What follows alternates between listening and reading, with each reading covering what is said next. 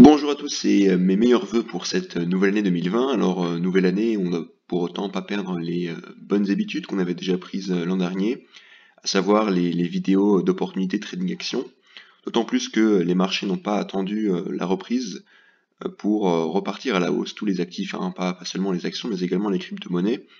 À ce sujet d'ailleurs, je vous invite à aller voir ma dernière vidéo sur les 10 opportunités, les 5 opportunités crypto, pardon, pour un éventuel x10 pour un retour sur les plus hauts historiques. Donc allez la voir, vidéo très intéressante. N'hésitez pas également à donner votre avis en commentaire. Pour autant, aujourd'hui, nous allons nous concentrer sur les actions françaises, américaines. Et donc sans plus attendre, on va commencer avec le premier graphique, celui de Dolphinest, action dont nous avions déjà parlé dans la dernière vidéo il y a déjà 3 semaines.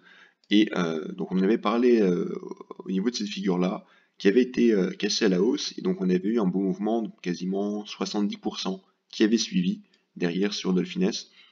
Bon, pour ceux qui ne s'en souviennent pas, Dolphinest est donc une entreprise parapétrolière qui a annoncé sa reconversion dans les énergies vertes.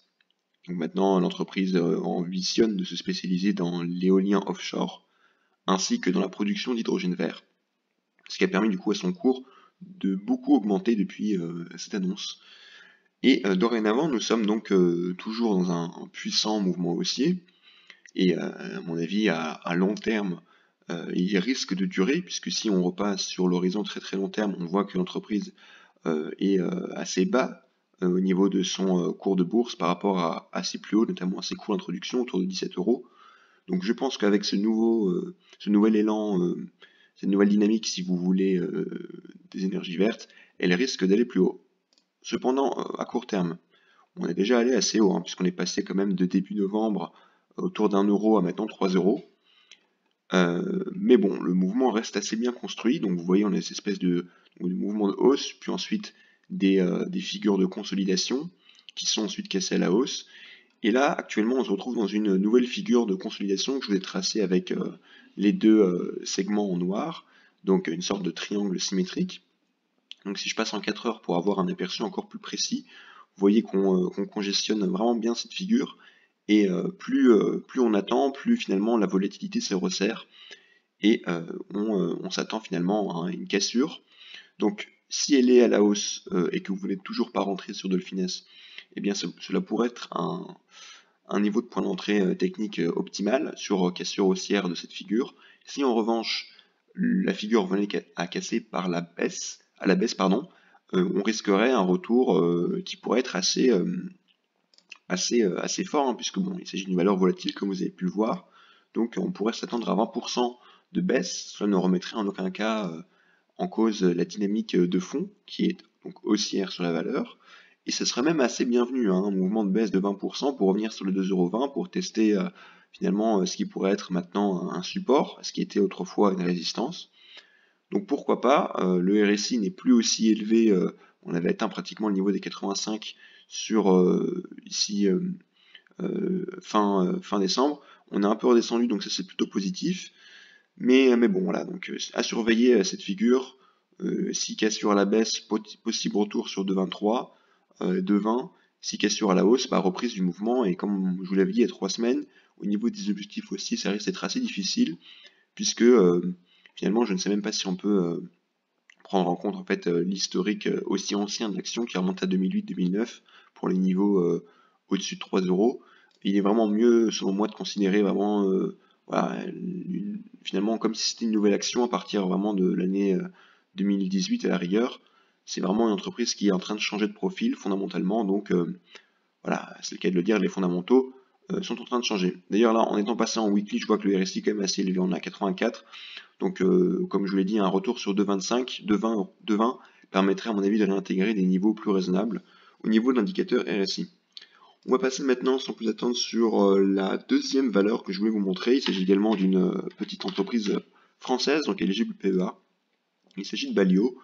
Balio qui est un spécialiste français de la robotique, notamment pour des appareils de manutention, donc des espèces de chariots, voilà, des transpalettes qui sont disposés dans les entrepôts. Alors Balio, on en avait déjà parlé, il me semble, il y a quelques temps, hein, on l'a suivi, et il me semble, voilà, depuis une vidéo d'opportunité d'ailleurs il y a un mois déjà.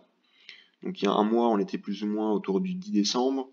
Bon, on était par ici, donc on a vu que depuis cette vidéo on a quand même eu un beau mouvement haussier qui a suivi de pratiquement 40%.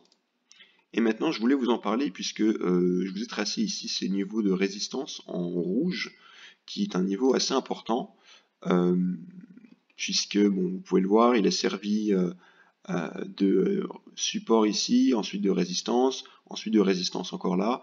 Et là, a priori, si on passe en daily, on a l'air de l'avoir cassé sur la dernière séance. Et on a en plus sur la dernière séance du vendredi dernier, une bougie rouge qui est en quelque sorte venue retester ce support, donc qui est dorénavant support, autrefois résistance.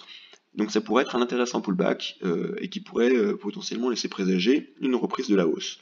Donc à titre indicatif, pardon, à titre indicatif, donc j'ai un objectif ici à 33%, niveau de résistance à ici, oui, donc il correspond voilà, à un niveau de résistance plusieurs fois, qui a été touché plusieurs fois, donc à 2,39€, plus ou moins 2,38€, éventuellement 2,40€ pour avoir le prix rond.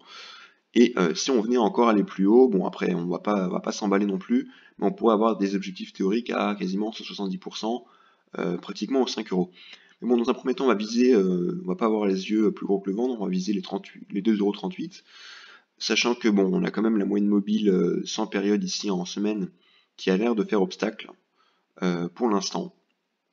Donc voilà, surveillez quand même le graphique en daily, et il faudrait en aucun cas en fait réintégrer la partie qui se situe en dessous de ce niveau en rouge, car en fait on aurait invalidé la cassure.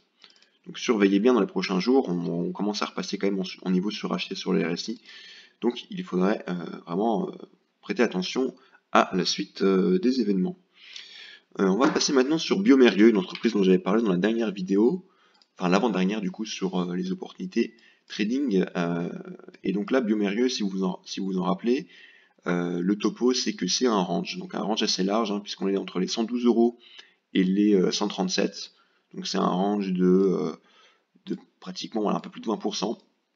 Et ce qui est intéressant sur le trading en range, c'est qu'on achète les supports, on vend les résistances et on met du coup les stops quand on est à l'achat sur le support juste en dessous, de façon à vraiment à minimiser le risque et optimiser, à maximiser en fait son espérance de gain.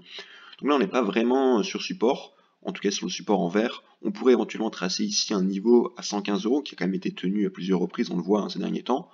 Donc finalement on pourrait avoir en fait même un petit range au sein du grand range.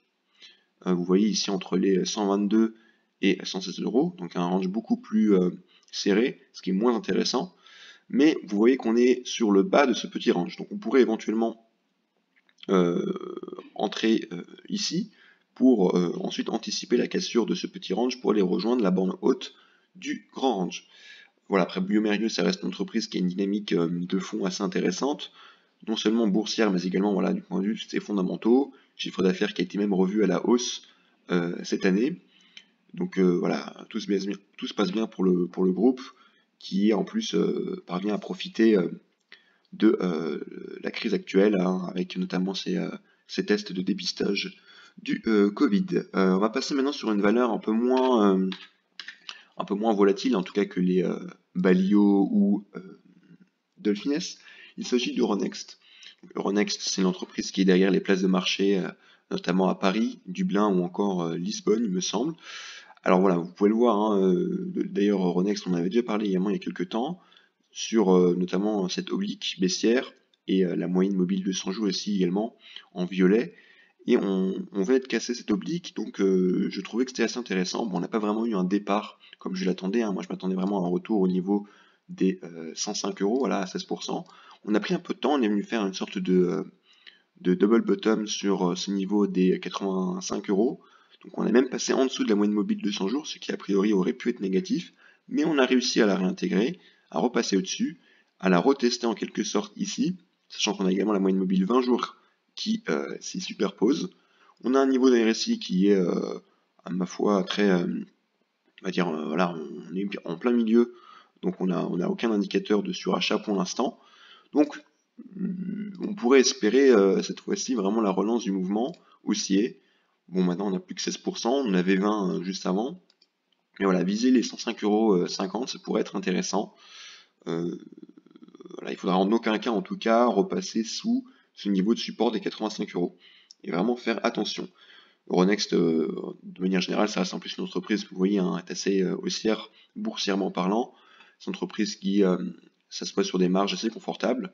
Donc voilà, c'est une entreprise assez intéressante, même pour de l'investissement à long terme, même si vous pouvez voir qu'elle est assez peu volatile. On va parler maintenant d'entreprises américaines, j'en avais pas évoqué la dernière fois, mais bon, cette fois-ci, on va quand même en évoquer quelques-unes, notamment Novavax. Alors là, pour l'instant, pour le coup, attention volatilité. Donc Novavax, je ne sais pas si vous en avez entendu parler récemment, mais bon, c'est une entreprise qui est également en phase 3 d'essais cliniques pour un vaccin contre la Covid. Donc notamment au Royaume-Uni, ils sont déjà en phase 3. On devrait avoir des résultats au premier trimestre 2021.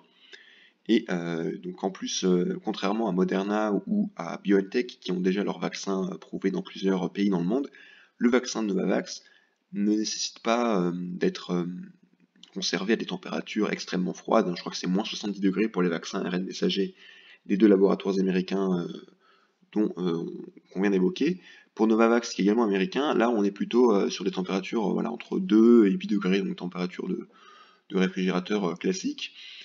Et bon, voilà, ça c'était pour le point de, comment dire, l'anecdote, on va dire, voilà, sur le produit. Graphiquement, je trouve ça assez intéressant. Bon, on n'est pas du tout revenu sur les plus hauts, contrairement à la Moderna ou BioNTech qui avait pu rejoindre, voire même casser leurs plus hauts historiques avant ensuite de rebaisser. La BioNTech, on a une figure de congestion assez intéressante, en triangle ici.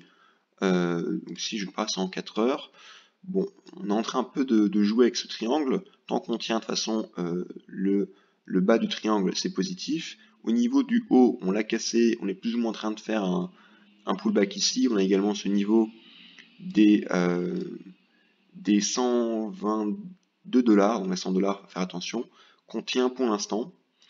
Donc voilà, on pourrait éventuellement, si ces niveaux sont tenus, jouer une reprise de la hausse sur évidemment effet d'annonce positif, avancer par exemple dans sa phase 3, qui est donc la phase finale des essais cliniques, éventuellement même résultat, pour jouer un retour sur les 40, ouais, sur les 175 $, ce qui laisserait présager un peu plus de 40% de hausse. Après, il faut vraiment faire attention, hein, car il suffirait d'une mauvaise nouvelle sur l'avancée des essais cliniques pour qu'on connaisse vraiment des chutes assez importantes. Ça reste une entreprise biotech. D'ailleurs, j'avais fait également une vidéo sur les biotech françaises pour le coup, il y a plus d'un mois, donc je vous invite également à la voir. C'est une vidéo dans laquelle vraiment je vous avertis sur ce qui est souvent présenté comme des opportunités avec des espérances de gains gigantesques, mais qui en réalité voilà, finalement se traduisent souvent par des débâcles boursières et donc des pertes pour les investisseurs. On va enchaîner avec une autre valeur américaine, Cloudera, qui est également une configuration graphique assez intéressante, y compris pour le long terme, qui propose en plus une opportunité d'investissement assez intéressante. Cloudera, c'est une entreprise qui, comme son nom l'indique, est donc positionnée dans le secteur du cloud. Vous avez une belle tendance haussière qui a suivi la cassure de ce canal baissier depuis début décembre et qui permet du coup depuis fin octobre finalement au cours de progresser de plus de 50%. Donc on a une belle dynamique haussière qui est supportée par cette moyenne mobile à 20 jours, donc une sorte de support dynamique qui suit les plus bas de plus en plus haut de l'action. Et donc ce qu'on pourrait espérer sur Cloudera, c'est de casser les 15 $, et donc de casser les plus hauts, on va dire, récents, pour relancer. Donc on va passer en weekly pour avoir éventuellement les objectifs. On pourrait viser dans un premier temps à peu près 15% et 17,30 $, puis 28 $. En tout cas, voilà, je vous montre ce graphique pour vous montrer que finalement, donc Cloudera c'est de la tech américaine, et pourtant on n'a pas eu les mouvements de hausse aussi puissants qu'on a pu avoir sur les GAFA ou autres. Donc toute la tech américaine n'est pas aussi chère qu'Amazon ou Tesla. Donc il y a également des opportunités qu'on peut trouver. Voilà donc pour Cloudera, toujours dans les entreprises américaines, je voulais vous montrer également Macy's. Bon là pour le coup c'est vraiment pas de la tech, c'est du cyclique, c'est une chaîne de magasins donc dans le retail, donc c'est principalement, j'ai envie de dire des supermarchés, mais je suis pas sûr, en tout cas c'est des centres commerciaux. aux États-Unis. Et là, par contre, je vous la montre vraiment pour le très long terme, éventuellement pour jouer une recovery. Parce que Macy's pourrait avoir un profil assez intéressant de reprise recovery. Elle est très shortée hein, par les fonds d'investissement. Elle est pratiquement en menace de faillite. Mais vous voyez que en période de crise, donc elle souffre beaucoup. Elle avait perdu lors de la crise de 2008, voilà, on va dire 85%, donc c'est vraiment énorme. Là, sur la crise du Covid, bon, même si on remonte, on va dire, disons, depuis fin 2018, on a pratiquement reperdu 85% également. Et ce qui pourrait être intéressant de jouer, en plus avec les volumes historiques à l'achat qui sont sur la valeur et un RSI assez bas, en plus un MACD qui croise à la hausse, donc voilà, vraiment des indicateurs techniques assez intéressants, en tout cas en mensuel. On pourrait jouer vraiment un retour, voilà, finalement, que la valeur, voilà. On pourrait essayer de parier sur Macy's pour jouer un retour sur les 28 $. Éventuellement, voilà, très très long terme, hein. Là on pourrait parler même de 2022. En tout cas, voilà, pour ceux qui prennent leur mal en patience, il pourrait y avoir des opportunités assez intéressantes à jouer, même si sur le plus court terme, on a quand même des obstacles, hein. Si je repasse en daily, là on avait bien tenu le pivot des 10 $ et quelques, mais on a quand même un niveau de résistance à 12,50 $. Donc si on pouvait le casser pour donner un élan acheteur à la valeur à court terme, ça pourrait être intéressant. On pourrait en tout cas revenir à, je pense, autour des 14,40 $, voire même 16 $, donc voilà, entre 15 et 30%. Donc ça pourrait être assez pertinent de considérer Macy's à court et même à long terme, comme je vous l'ai dit. Voilà un peu, donc je vous ai parlé de quelques valeurs américaines dans cette vidéo pour un peu diversifier mes analyses. Bien évidemment, je vous rappelle qu'il ne s'agit pas de conseils en fait. Je vous montre en fait, je me contente de vous montrer des graphiques intéressants du point de vue vraiment pédagogique. Et j'essaie d'ailleurs au maximum de vous montrer comment est-ce que j'analyse mes graphiques avec à la fois des indicateurs, on va dire comme enfin, des indicateurs mobiles, avec les moyennes mobiles ou les MACD, et des supports plutôt ou des résistances, donc des niveaux techniques avec voilà support résistance et des pivots comme ça. Donc voilà tout pour cette vidéo. Je posterai probablement la semaine prochaine également une vidéo assez intéressante pour vous partager ma méthode en tant qu'investisseur, comment est-ce que je fais pour sélectionner mes dossiers vraiment à très long terme. Il s'agira vraiment d'une vidéo de méthode, voilà, donc à suivre sur ma chaîne. Je vous remercie et je vous souhaite une bonne semaine.